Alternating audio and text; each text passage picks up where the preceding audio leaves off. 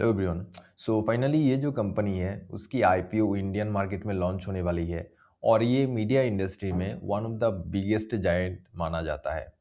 लेकिन ये जो कंपनी है वो एक लॉस मेकिंग कंपनी है।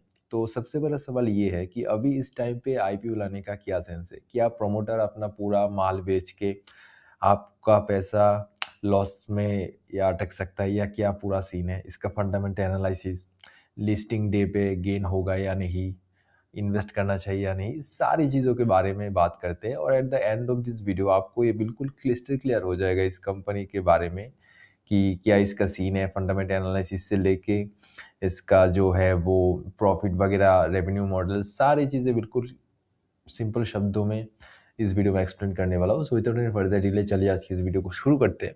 उससे पहले वीडियो को लाइक ज़रूर से कर देना। तो इस आईपीओ की कुछ डिटेल्स देख लेते हैं। तो पूरा जो आईपीओ का साइज है वो यहाँ पे रहने वाला है 1789 करोड़ का। और एक जो सिंगल शेयर है उसका प्राइस यहाँ पे रहेगा 343 से लेकर 361 के बीच पर। और ये जो आईपीओ है वो 13 जनवरी से लॉन्च होगा और आपके पास टाइम होगा अप टू जनवरी 16 तक इसमें अप्लाई करने के लिए।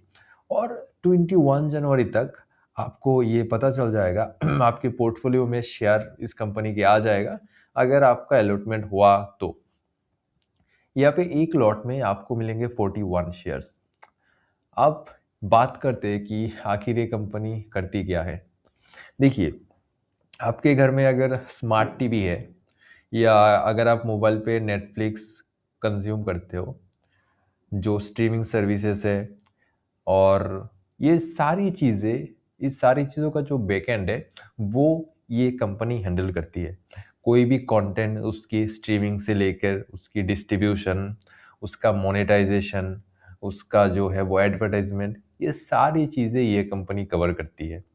और इसको आप सिंपल वे में ऐसे समझ सकते हो, वो एक तरह का सेल्स है, यानी सॉफ्टवेयर एज ए सर्विस। वो क्या करते हैं, अपना सॉफ्टवेयर एज ए सर्विस दूसरी कंपनी को सेल करती है सिंपल शब्दों में। यानी ये एक मीडिएटर जैसे काम करते हैं। जैसे कोई एक चैनल है तो वो अपना कंटेंट क्रिएट करेगा और ये जो कंपनी है उस कंटेंट को अपने टीवी पे शो करने का काम करेगा। जितने भी उसमें एड्स आएंगे या उसका जो मोनेटाइजेशन है जिससे कंपनी की पैसे बनते हैं, ये सारी चीज़ें ये कंपनी हैंडल करेगा सिंपल शब्दों में। अब सबसे बड़ी बात, जब भी कोई कंपनी आईपीओ लॉन्च करती है इसकी दो तीन रीज़न है। या तो कंपनी को पैसे चाहिए होता है अपनी जो टास्क है उसको करने में लिए, या जो है वो कंपनी ग्रो करने के लिए, या और एक रीज़न है जब कंपनी लगातार लॉस करती है तो प्रमोटर जो है वो अपना कुछ शेयर बेच के उससे निकलना चाहती है, यानी प्रॉफिट बुकिंग करना चाहती है। इस कंपनी के साथ में इशू ये है कि ये जो कंपनी है वो लगातार लॉस कर रही है, ये एक लॉस मेकिंग कंपनी है। तो ये जो डाटा है वो कंपनी की तरफ से दिया गया है, लेकिन मैं कहूँगा ये पूरी तरीके से रिलायबल नहीं है, क्योंकि आप नहीं जानते कि एग्जैक्टली किस पर्पस के लिए जो आईपीओ का पैसा है वो यूज़ होगा। लेकिन फिर भी इसके बारे में बात कर लेते हैं। आगे वीडियो में आपको इसका पूरा क्लियरिफिकेशन मिल जाएगा। तो कंपनी के हिसाब से जो 550 करोड़ है 816 करोड़ में से, वो यहाँ पे यूज़ होगा अपग्रेडिंग द टेक्नोलॉजी एंड जो इसका क्लाउड इंफ्रास्ट्रक्चर है उसको ग्रो करने के लिए। बाकी जो रिमेनिंग 33% है वो यहाँ पे और ज़्यादा क्लाइंट को एक्वायर करने के लिए यूज़ होगा 33%। आप इसको एडवर्टाइजमेंट वगैरह मान सकते हो। एक चीज़ जो कि इस कंपनी के बारे में काफ़ी अच्छी है कि इसके ऊपर कोई लोन वगैरह नहीं है। ओके, अब फाइनली यहाँ पे इसकी फाइनेंशियल परफॉर्मेंस या फाइनेंशियल रिपोर्ट के बारे में बात करते हैं। जैसे कि इस राइट साइड में जो ग्राफ है उसमें आप देख सकते हो 2023, 4, 5 हर साल ये कंपनी लॉस ही कर रही है। ये एक लॉस मेकिंग कंपनी है, ठीक है। 2026 में जाके फर्स्ट क्वार्टर में इसने थोड़ा सा प्रॉफिट बनाया है, लेकिन अभी तक हमें नहीं पता, हो सकता है कि 2026 में भी ये लॉस ही करे, क्योंकि अभी जस्ट ईयर शुरू हुआ है। एक अच्छी चीज़ ये है कि इसका जो रेवेन्यू है वो यहाँ पे एक अच्छी रेट से इसका जो सीएजीआर है वो 30% है। रेवेन्यू इसका बढ़ रहा है, लेकिन प्रॉफिट जो है वो यहाँ पे नेगेटिव में है। देखिए, रेवेन्यू का ग्रो करना वो भी एक काफ़ी पॉजिटिव साइन माना जाता है, लेकिन अगर इसका प्रॉफिट पॉजिटिव होता तो वो एक और ज़्यादा अच्छी बात हो जाती। अब सबसे इम्पोर्टेंट चीज़ जीएमपी। आधे से ज़्यादा लोग जीएमपी देख के ही आईपीओ में इन्वेस्ट करते हैं।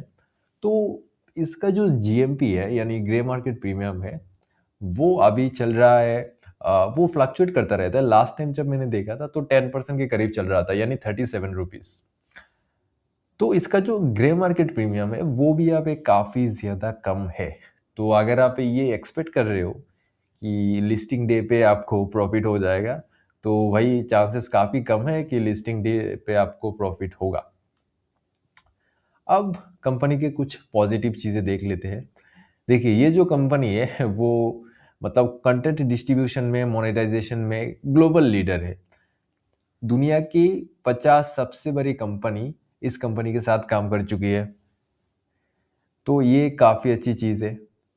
साथ में ये जो कंपनी है उसका रेवेन्यू तो बढ़ रहा है हर साल, 30% का सीएजीआर है, तो वो भी एक पॉजिटिव साइन, आप इसको मान के चल सकते हो।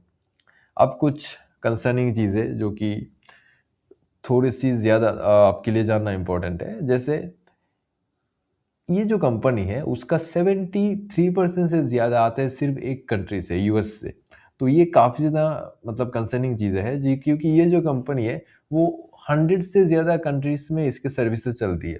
लेकिन देखिए, आधे से भी ज़्यादा जो रेवेन्यू है वो आ रही है सिर्फ एक कंट्री से, यानी बाकी कंट्रीज़ में इस कंपनी का जो सर्विसेज है या जो भी रेवेन्यू आता है वो उतना ज़्यादा स्ट्रॉन्ग नहीं है। और एक इशू ये है कि इसकी जो मेजॉरिटी रेवेन्यू आती है वो सिर्फ कुछ गिने चुने क्लाइंट से ही आता है। तो अगर एक क्लाइंट भी इसका कम हो जाएगा तो इसकी रेवेन्यू पे, इसकी प्रॉफिट में बहुत ज़्यादा इम्पेक्ट करेगा, क्योंकि इसकी जो क्लाइंट्स है वो बहुत बड़ी बड़ी कंपनीज है, तो एक क्लाइंट भी काफ़ी ज़्यादा इम्पोर्टेंट है। और इसका जो रेवेन्यू है बाय द वे वो साइक्लिकल है, यानी वो एक पर्टिकुलर टाइम पीरियड पे ज़्यादा कम होता रहता है। तो ये भी एक थोड़ा सा कंसर्निंग चीज़ है। दूसरा है वैल्यूएशन। देखिए, 2022 में इसका जो प्राइवेट वैल्यूएशन था वो 1.4 बिलियन के आसपास था, लेकिन 2026 में 38% ड्रॉप हो गया वैल्यूएशन में। तो ये भी एक कंसर्निंग चीज़ है।